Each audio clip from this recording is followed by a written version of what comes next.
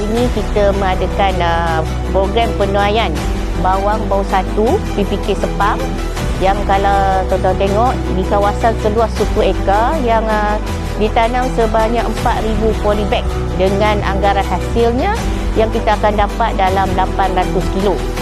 Jadi projek bawang ni telah bermula pada 1 Bulan 5 2026 dan selama 65 hari, dan hari ini kita dah menuai dan melihat hasilnya. Untuk berat sebiji bawang tu boleh mencapai sehingga 82 gram lah. Untuk purata hasilnya 30 gram, dan dengan harapan hasil yang dikeluarkan itu mencapai sebagai standard. Jadi untuk makluman, projek ini dilaksanakan dengan kerjasama bersama dengan pihak MARDI, pihak MARDI di mana telah diberikan bantuan teknikal dan juga dari sudut benihnya. Dan pada setiap masa projek ini juga turut dipantau oleh pihak MARDI, dan sehingga pada hari ini kita dapat melihat 4,000 polybag yang telah ditanam bawang ini telah mengeluarkan hasil yang sangat memperangsangkan.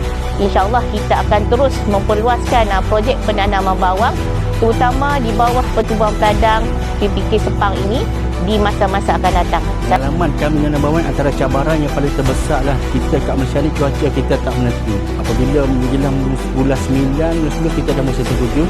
Kalau sistem terbuka ni memang kita tak boleh nanam. So kita kena ubah cara kepada sistem macam sheltering lah. Kita ada bumbung untuk kita boleh tanam bawang sepanjang tahun. InsyaAllah tak mustahil bawang di Malaysia ni kita boleh tanam.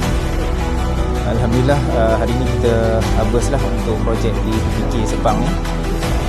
Kalau ikut daripada segi saiz bawang bau di AW1 ni memang orang kata pun mendapatilah ciri-ciri dia. Dan orang kata pun kalau ditengok daripada segi kualiti pun bawang dia sangat cantik terbentuk, dan orang kata apa memang sesuai lah. Bagi saya ini adalah satu kejayaan lah untuk PPK Sepang.